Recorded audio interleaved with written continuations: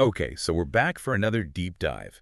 And this time, wow, you guys sent in a ton of stuff about Bitcoin. Yeah, it seems like everyone's talking about it these days. Seriously, Yeah. like everywhere you turn.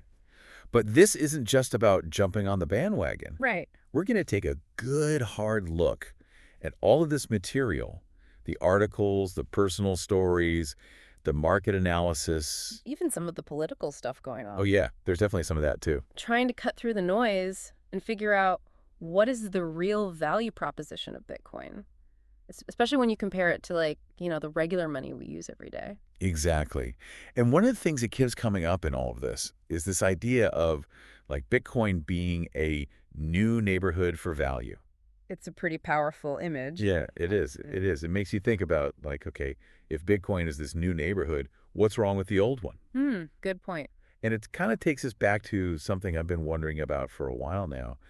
Have you ever thought about how our grandparents, they could buy so much more with their money back in the day? Oh, for sure. Like, my grandma always tells me stories about how a candy bar used to cost a nickel. Exactly. And it's not just candy bars, it's everything.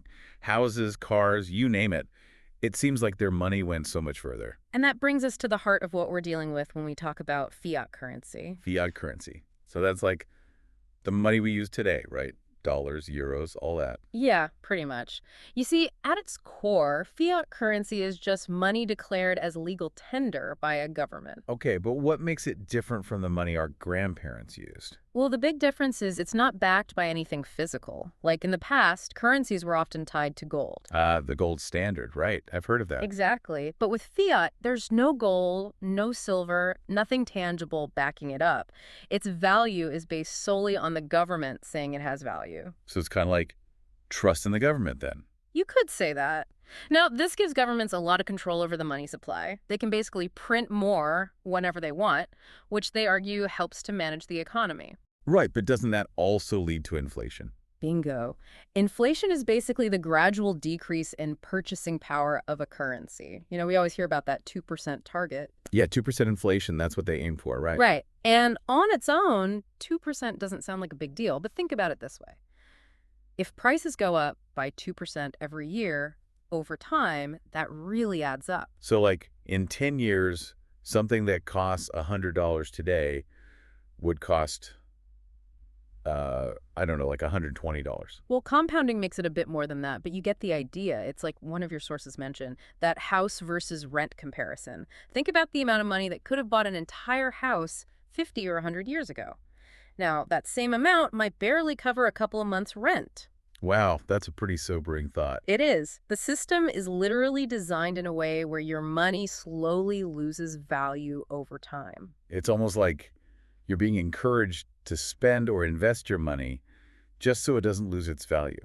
You got it. And even with the US dollar, which is often seen as like the world's reserve currency. The strongest currency, right? Yeah, exactly. But as one of your sources put it, even the dollar is just the best house in a bad neighborhood. So it's not really about any particular currency being good or bad. It's more about the whole system itself having this built-in flaw. It's a really good way to put it. So this is where Bitcoin comes into the picture, right? Right. And one of the things you shared was about first hearing about Bitcoin back in 2013.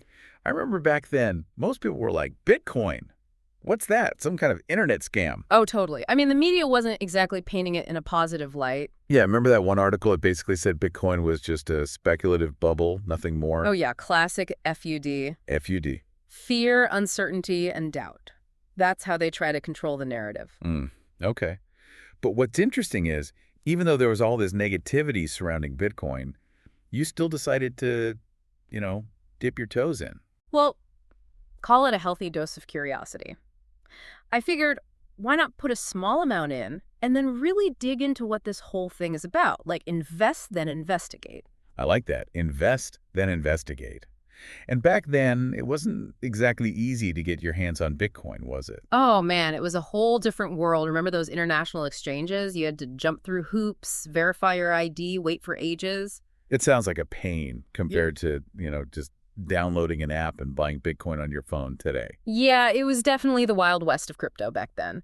But in a way, that difficulty acted as a filter. A filter. Yeah, like the people who were willing to go through all that hassle, they were the ones who were really serious about understanding Bitcoin. It wasn't just about making a quick buck. That makes sense. So for you, the real aha moment came when you actually sat down and read the Bitcoin white paper, right? That's when it all clicked. It wasn't just about the price going up or down. It was about this whole new way of thinking about money, like a system that wasn't controlled by any single entity. That new neighborhood we were talking about. Exactly. So how do we explain this new neighborhood to someone who's still in the old one? What makes Bitcoin so different, so potentially better than the fiat system we're all used to? That's $1 million question, right? And a lot of your sources keep referring to Bitcoin as digital gold, but better. So let's break that down. Yeah. What makes it like gold? Well, gold has always been seen as a store of value. Like, no matter what happens in the world, gold is always going to be valuable. Right, because it's scarce. There's only so much of it on Earth. Exactly. And that scarcity is what makes it a good hedge against inflation. Like when governments print more money and devalue their currencies. Gold kind of holds its value. Yeah, it tends to because its supply doesn't change as easily. Now, Bitcoin takes that concept of scarcity and cranks it up to 11. To 11. It's a Spinal Tap reference. Oh, right. Okay, so Bitcoin is even more scarce than gold. Way more. Bitcoin has a hard cap of 21 million coins. That's it. No more will ever be created. That's crazy. And it's not just like an estimate, right? It's literally built into the code. Absolutely. It's a fundamental rule of the system written in mathematical stone. You can't just print more Bitcoin like governments can with fiat. So even if, like, some crazy event happens and everyone suddenly wants Bitcoin, the supply will always be limited to 21 million. That scarcity is what gives Bitcoin its inherent value. It's like the ultimate form of digital scarcity. And your sources emphasized how this is completely different from what we saw with fiat currencies during crises like 2008 or even the COVID pandemic. Totally. Governments just printed trillions of dollars out of thin air. And what happened? Inflation skyrocketed. So with Bitcoin, you don't have to worry about that kind of manipulation. Nope. No central bank, no government can just decide to create more Bitcoin. The rules are set, and they're transparent for everyone to see. That predictability seems like a huge plus.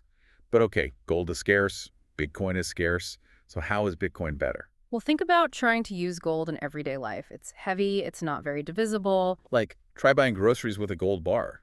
Exactly. But Bitcoin can be divided into tiny fractions. You can send it anywhere in the world almost instantly, and the fees are generally much lower than traditional banking systems. So it's kind of like email versus snail mail. Perfect analogy. Bitcoin is like the email of money. It's fast, it's efficient, and it can cross borders without any hassle.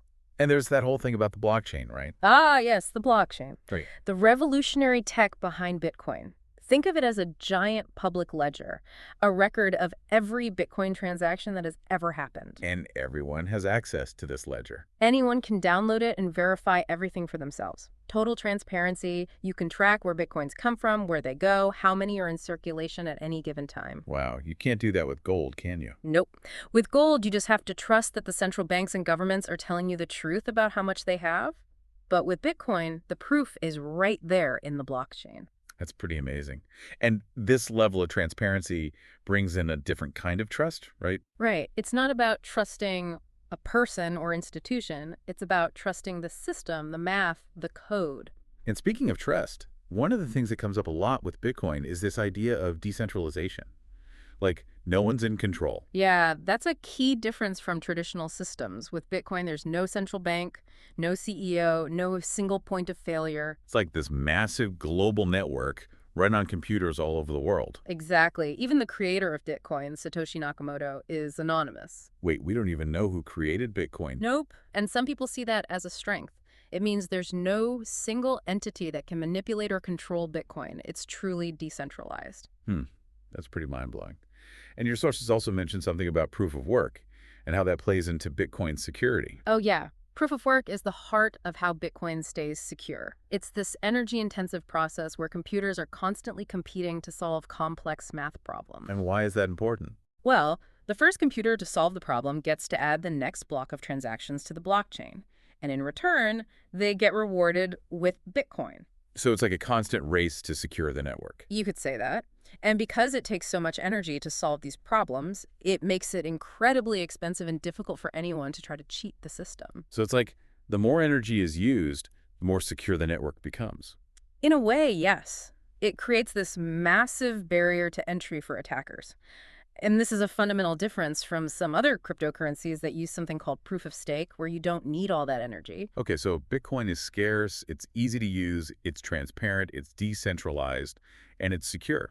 Sounds pretty good so far. Right. But how does all of this translate into an investment opportunity? That's the next logical question. And one of the things I picked up on was this idea of Bitcoin as a value investment. Which is basically, buying something that's undervalued and has the potential to appreciate over time. So like buying a stock that's trading below its intrinsic value, hoping that the market will eventually catch up and the price will go up. Exactly. Now, in the case of Bitcoin, the sources argue that its current market cap, basically the total value of all Bitcoin in circulation, is still a tiny fraction compared to something like gold. So you're saying the total value of this new neighborhood is still much smaller than the old one? Precisely. And if more people start to understand and appreciate Bitcoin's value proposition as a store of value, as a hedge against inflation. Then there's a lot of room for growth. Exactly. And your sources point out that we're still very early in the adoption curve. Right now, hundreds of millions of people own some Bitcoin. But the thinking is eventually it could be billions. That's the long-term vision, and we're already seeing this acceleration in adoption, especially after events like the COVID pandemic, which really exposed the flaws in the traditional financial system. People are starting to realize, hey, maybe there's a better way to store my wealth, to protect my savings. And that's where Bitcoin shines. Now, of course, investing in Bitcoin isn't without risks. Right. The price is known to be quite volatile. It goes up and down like a roller coaster. Exactly. And that's why your sources really caution against trying to time the market or trade Bitcoin actively. For most people, that's a recipe for disaster. Yeah. Leave that to the pros. Instead, they emphasize long-term strategies like dollar cost averaging or DCA. DCA. What's that? It's basically investing a set amount of money at regular intervals, regardless of the price. So like investing $100 every week, whether Bitcoin is up or down. Exactly. That way, you average out your purchase price over time and reduce the impact of volatility. And one of your sources even talked about their personal strategy of buying a little bit of Bitcoin every single day. It's a classic HODL mentality. HODL. It's a crypto meme, basically means hold on for dear life. Yeah. It's about having that long-term conviction and not getting shaken out by short-term price swings. I like it, HODL. Okay, so we've talked about individual investors. But what about the big players? What are companies and governments doing about Bitcoin? That's where things get really interesting. Like one of your sources mentioned a major turning point in 2020 when a huge publicly traded company decided to add Bitcoin to its balance sheet. Wait, like they actually used their company's cash to buy Bitcoin? Yep. And not just a small amount either. And get this, they even used debt to buy more. Wow, that's a bold move. It was a game changer. Suddenly, Bitcoin wasn't just this fringe asset anymore. It was being taken seriously by major corporations.